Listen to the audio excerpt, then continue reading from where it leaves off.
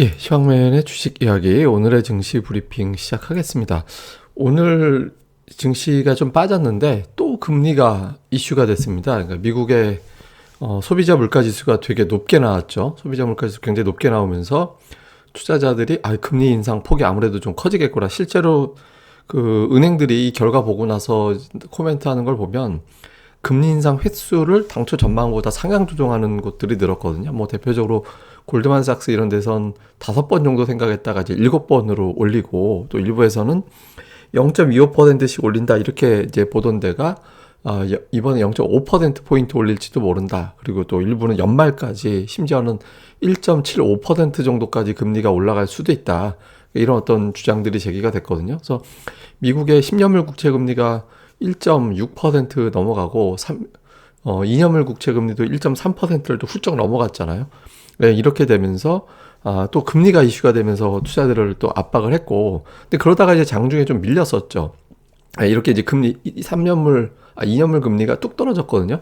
1.63 이렇게 가던 2년물 국채 금리가 우리나라 증시 돌아갈 때 갑자기 1.56%대로 뚝 떨어지는 그런 모습이 나오면서 이제 코스피가 한때 마이너스 10포인트 안쪽까지 축소가 되는, 낙폭이 좀 축소되는 그런 모습을 보였습니다. 그때 아마 토마스 바킨 총재가, 그러니까 금리는 경제 봐가면서 인상해야 된다. 그리고 이제 그렇게 급하게 올릴 필요는 없지 않나. 하여튼 이렇게 해석될 수 있는 발언을 좀 했어요.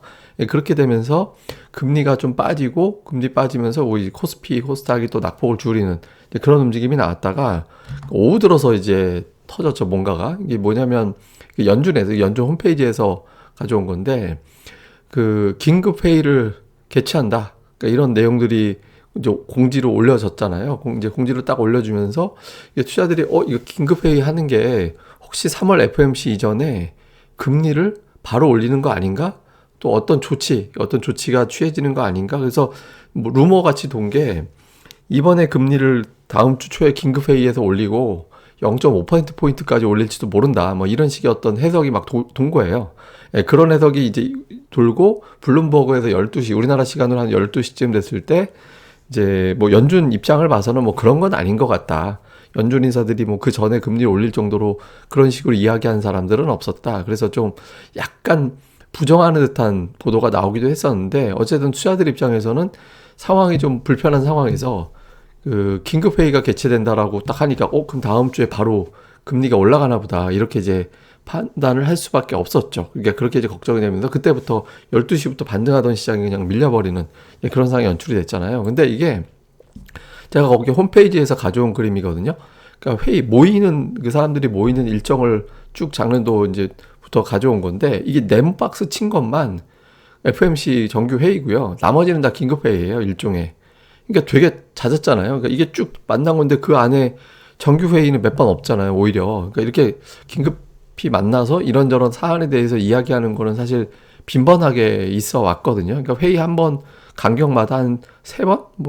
많으면 4번까지도 이런 어떤 회의가 좀 있었거든요. 그래서 이게 이제 반드시 이번 소비자 물가 지수 때문에 열리는 건지는 모릅니다. 그러니까 다음 주에 진짜 전격적으로 금리가 올라갈 수도 있는 거긴 한데, 근데 이제 조금 시장이 좀 그래도 좀 자주 있어 왔던 건데 너무 예민한 거 아닌가, 이렇게도 좀 보여지는 측면도 있죠. 근데 어쨌든 이 보도가 나오면서 지수가 빠져버렸고, 그래도 좀 안전하게 가는 게 낫다, 좀 함부로 매수하지 말자, 또 주식을 줄여놓고 가자, 그러니까 이런 정서가 나오면서 오후까지 이제 막판까지 낙폭을 그다지 축소하지 못하는 그런 형태로 진행이 됐던 것 같습니다. 그리고 코스닥은 낙폭이 더 컸죠. 오늘 하락 종목 수 숫자도 역대급으로 또 포함돼, 아마 역대 하락 종목 수 숫자로는 30위권 안에 들어갈 정도로 많이 밀린 것 같은데, 외국인 투자자들의 코스닥 매도 추이를 제가 보여드리는 거거든요. 이게 보시면 사실 어저께 밤에 제가 녹화해놨다가 내용이 좀 수준이 낮게 녹음을 한 것 같아갖고 제가 유튜브 방송 만들었다가 이제 안 올리는 걸로 결정을 했는데, 2008년도 이후에 이제 외국인 투자들의 코스닥 매매 추이입니다. 그러니까 매도 나오고, 이제 이때는 한 2년 가까이 팔았던 게 3조 원이었어요. 그때 당시 3조 2천억 정도를 17개월인가 동안에 팔았거든요. 근데 지금 불과 2달도 안 됐는데 그때하고 비슷한 수준을 팔았어요. 지금 누적으로 한 3조 원 정도 팔았거든요. 그러니까 외국인들이 굉장히 가파르게 팝니다. 이거는 2차 전지 때문이다, 여러 가지 설이 있지만, 저는 외국인 투자들이 성장주 포트폴리오를 비우는 과정이 좀 있다. 그러니까 이제 운용사들이 포트폴리오를 비우는 과정에서 좀 매도가 격하게 나오는 건데, 지금 현재 잘 보시면 2015년, 16년도 그때부터 들어왔던 물량은 이론상, 예, 그때 이후에 상장된 주식도 있고 뭐 여러 가지 변수가 있기 때문에 이건 말 그대로 이론상이긴 한데, 어쨌든 2015년, 16년 이후에 들어갔던 건 다 털었어요. 근데 만약에 이제 뭐 2008년, 10년 이때까지 거슬러 가게 되면 한 3조 원 남은 것 같이 보이긴 하는데, 이건 뭐 남았다라는 게 사실 어떤 정확한 데이터, 이론적인 건 아닙니다. 이 그래프상 그렇다라는 거죠. 그래서 좀 팔고 얼추 다 팔아가는 거 아닌가 이런 느낌도 들긴 하는데, 어쨌든 이거는 보면서 파악해야 되는 거고, 코스닥에서 외국인들 매도가 이렇게 역대 최대치로 이어지다 보니까 이제 받아주는 입장에서는 아우 지금 더 떨어질 텐데 지금 받을 수 있나, 그러니까 이런 걱정을 하면서 시장이 이제 코스닥의 낙폭은 더 커지는 그런 형태를 보였습니다. 그러니까 수급에서는 외국인들이 코스피는 샀는데 코스닥은 역시 매도를 했고, 코스닥은 올해 들어서 3일 연속 매수한 적은 없습니다. 그러니까 이틀 매수 들어온 게 최대고, 대부분 다 하루 매수 들어왔다가 이제 꺾이는 그런 형태를 보였고요. 기관은 이제 금융투자 많이 팔았고, 그리고 이제 연기금 팔는데 금융투자는 어차피 다시 또 매수로 들어옵니다. 그러니까 금융투자 매도 나온 거는 그렇게 중요하지 않고, 지금으로서는 이제 투신과 연기금이 좀 붙어주면 좋은데, 그러니까 외국인들은 매수하는데 외국인들 매수는 특정 업종에 치우쳐져 있고, 기관 투자자들이 매도를 하다 보니까 이제 하락 종목 수가 더 많은 지수 대비 그런 형태를 보였던 것 같습니다. 근데 그나마 조금 위안을 삼자면 외국인들 하이닉스를 정말 열심히 사고 있거든요. 예, 지금 8일 연속해서 순매수 들어오고 있잖아요. 예, 계속해서 매수로 오고 있고, 잘 보시면 8일 중에 7일 순매수가 들어오고 있어요. 예, 그래서 이제 외국인 투자들이 하이닉스를 꾸준하게 매수하는 걸로 봐서는 시장을 아예 손 놓는다, 하락장이다 이렇게 베팅하는 것 같지는 않고, 그리고 삼성전자를 한때 또 매도했었는데, 삼성전자 지난주 금요일 이후에 하루도 빠지지 않고 계속해서 이제 매수하는 그런 움직임이 나오고 있거든요. 그래서 추세로만 놓고 본다라면 좀 뭐 외국인들이 지수를 일방적으로 떨어지겠구나, 그러니까 그런 쪽에 베팅을 하는 것 같지는 않습니다. 그러니까 지금 시장 자체가 나쁘다라기보다는 또 조심스러운 상황에서 포트폴리오, 그러니까 업종별 차별화가 되게 독하게 진행되고 있는 그런 형태라고 봐야겠죠. 그러니까 이제 이런 건데, 어쨌든 삼성전자 하이닉스를 계속 쥐고 있느냐 아니면 이거조차 파느냐에 따라서 이제 그래도 이제 상승과 반등이 그리고 하락이 반복되는 거냐, 아니면 이제 하나의 어떤 반등 사이클 끝나고 한동안 FOMC 3월 때까지는 좀 고전할 거냐, 요걸 또 가늠해 볼 수 있기 때문에 이 두 종목의 수급 동향을 좀 잘 보실 필요가 있고요.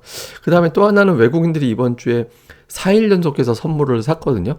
4일 동안 선물 매수 들어온 것도 그렇게 적진 않습니다. 그러니까 한 18,000계약 정도 들어왔으니까. 그리고 이제 옵션 쪽도 보면 오늘 같은 경우는 콜을 사고 풋을 팔고, 그러니까 이런 구도 자체는 또 나쁘진 않았거든요. 그리고 현물도 연속적으로 매수를 했고, 물론 이제 매수를 했다 하더라도 업종이 되게 편협했기 때문에, 편중되어 있었기 때문에 저게 이제 위력적인 매수라고 보기는 어려울 수도 있어요. 근데 약간 이제 외국인들이 선물 하락을 이용해서 선물을 좀 사들이고 있다. 그다음에 이제 옵션도 조금 풋을 한동안 좀 매수하더니 다시 오늘 같은 경우는 콜 사고 풋 팔고, 이런 구도 좀 나오고 해서 이것만 놓고 보면은 외국인들이 그렇게 일방적으로 하락적으로 베팅하는 것 같지는 않은데, 이건 뭐 주초해 봐야죠. 뭐 이랬다가 이제 한 방에 다 그동안 그 매도 여력이 별로 없겠다 하도 팔아가지고, 근데 이제 매수를 해놓고서 새로 이제 팔 게 생겼네 이래버리면 한 번에 또 때릴 수도 있는 거니까, 이거는 뭐 섣부르게 이제 해석하지 말고 다음에 이제 돌아가는 상황을 좀 보면서 우리가 이야기를 좀 해야 될 것 같습니다.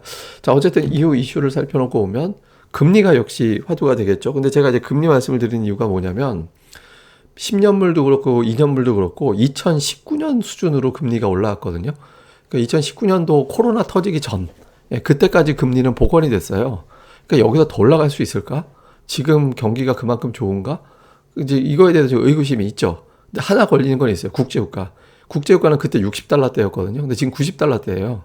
그러니까 유가에 따라서 금리가 이게 정점이 될 수도 있고, 이제 더 올라갈 수도 있겠죠. 그러니까 이제 금리가 여기서 더 오히려 2019년까지 복원시켜 놓고 보니 여기쯤에서 그 채권 시장이 이렇게 가는 게 맞나? 또 포지션 바꿔야 되는 거 아닌가? 그러니까 이런 어떤 움직임이 나올 수도 있거든요. 그러니까 유가가 좀 안정이 된다라면, 제가 유가도 할 얘기, 재밌는 얘기 되게 많은데 그건 뭐 다음으로 미루고, 하여간 이제 금리와 국제유가 오늘 되게 중요한 어떤, 뭐 금리 때문에 휘둘렸으니까 좀 봐야 될 거고요. 또 하나는 외국인들의 코스닥 매도. 아까 제가 이제 차트 보여드렸잖아요. 2015년, 16년 이후에 매수 들어왔던 규모만큼은 다 털려나갔다.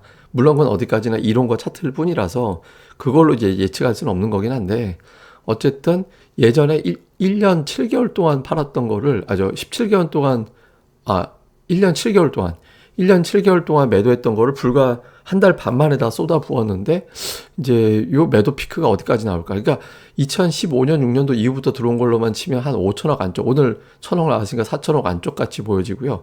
2008년도 이후부터 따져놓고만 3조 원 정도 더 나올 수도 있을 것 같긴 하거든요. 그러니까 전자 쪽이냐 후자 쪽이냐 요거 다음 주에 외국인들 태도 변화 봐야 될 거고요. 그다음에 오늘 코스피가 그나마 지수가 덜 빠진 건 카포 하나 때문이었거든요. 카카오, 포스코, 하이닉스, 하나금융 요 카포 하나 때문이었는데 그러니까 이 종목들의 구성은 나쁘진 않죠. 예, 인터넷주, 다음에 이제 철강주, 그러니까 반도체주, 금융주. 그러니까 요거 괜찮은데 여기에 이제 하나 더 섞어서 카포, 하나현, 예, 자동차까지 포함해 지금 자동차 외국인들이 엄청나게 팔고 있거든요. 현대차 기준으로.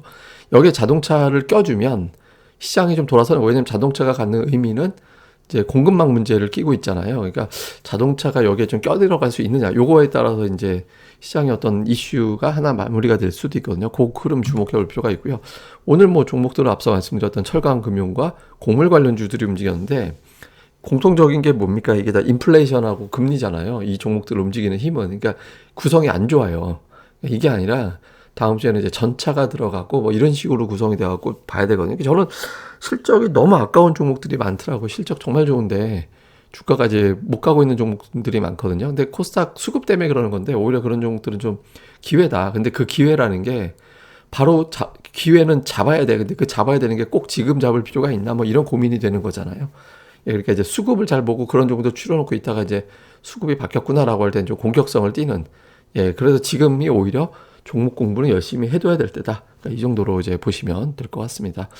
예, 그럼 또 오늘 하루 잘 보내시고요. 저는 또 다음 방송에서 뵙겠습니다. 그리고 구독하기와 좋아요도 많이 부탁드립니다. 감사합니다.